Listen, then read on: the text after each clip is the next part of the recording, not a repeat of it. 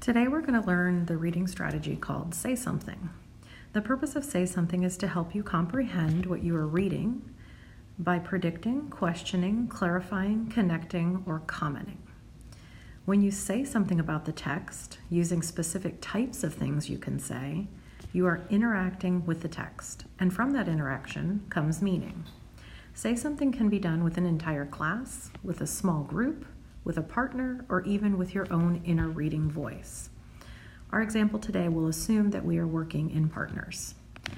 The directions on the page say, decide who will say something first. When you say something, you're going to do one or more of the following listed here. At the end of the reading section, if you find that you can't do one of these 5 things and it's your turn to say something, that is your indicator that it is time for you to reread the section so that you will be able to make meaning. It is also your job to listen carefully to your partner say something and then write down what was said.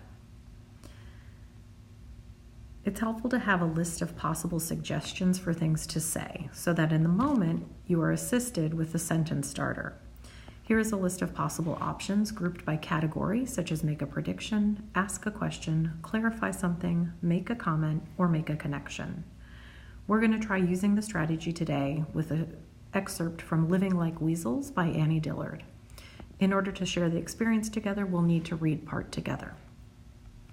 I would like to learn or remember how to live. I come to Holland's Pond not so much to learn how to live as frankly to forget about it. That is, I don't think I can learn from a wild animal how to live in particular. Shall I suck warm blood, hold my tail high, walk with my footprints precisely over the prints of my hands? But I might learn something of mindlessness, something of the purity of living in the physical sense and the dignity of living without bias or motive. The weasel lives in necessity and we live in choice, hating necessity and dying at the last ignobly in its talons. I would like to live as I should, as the weasel lives as he should, and I suspect that for me, the way is like the weasel's, open to time and death painlessly, noticing everything, remembering nothing, choosing the given with a fierce and pointed will. Okay, so after a chunk of text is shared between partners or again with your own inner reading voice, it's time to pause and look at your choices of things that you might be able to say. So I'm going to choose the make a comment section. And I'm going to say, I think that I'm noticing quite a bit of repetition, as I've previously marked for us here in yellow, with the words learn and live. And it's making me wonder why so much repetition, especially of the word live. And perhaps that's something I can think about or continue to think about as I keep reading the text.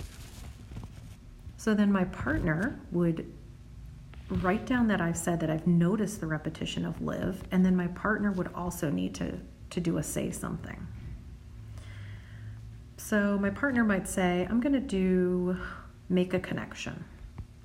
And the partner might say, it seems like the author is really questioning the difference between living the way humans live and living the way a weasel lives. And she's trying to make meaning and say, perhaps there's some sort of value in living the way that weasels live.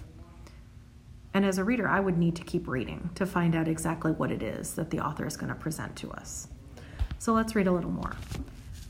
I missed my chance. I should have gone for the throat. I should have lunged for that streak of white under the weasel's chin and held on through mud and into the wild rose, held on for a dearer life. We could live under the wild rose as weasels, mute and uncomprehending. I could very calmly go wild. I could live 2 days in the den, curled, leaning on mouse fur, sniffing birdstones, blinking, licking, breathing musk, my hair tangled in the roots of grasses. Down is a good place to go, where the mind is single. Down is out of your ever-loving mind and back to your careless senses. I remember that muteness as a prolonged and giddy fast, where every moment is a feast of utterance received. Time and events are merely poured, unremarked, and ingested directly, like blood pulsed into my gut through a jugular vein. Could two live that way? Could two live under the wild rose and explore by the pond, so that the smooth mind of each is as everywhere present to the other, and as received and as unchallenged as falling snow?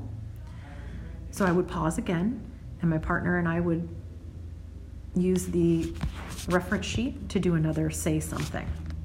So I might choose clarify something. Okay, so at first I thought that the author was just talking very simply about the difference between humans and weasels. But now that I've read this paragraph, I'm thinking she is really thinking on another level. I'm noticing that repetition of live is continuing, and now the word wild. And it feels like the author is trying to make sense of the way humans live, that is clearly not wild, and the way that weasels live, and could the two come together in some way.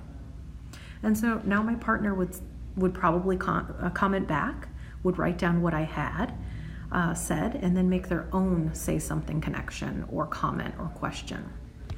So I'm going to say, I don't get this part where the author is really talking about these violent things like licking and breathing and blinking and lunging and all this blood. Is the author talking about attacking the weasel, or is the author talking about living more like this in our regular life? And I'm kind of confused. So I might need to go back and reread, or I might need to think about it as I continue reading. So as you can see, the say something approach allows both readers to talk out the text together. And this works especially well for a difficult text. By hearing someone else's opinion, your own reading is strengthened.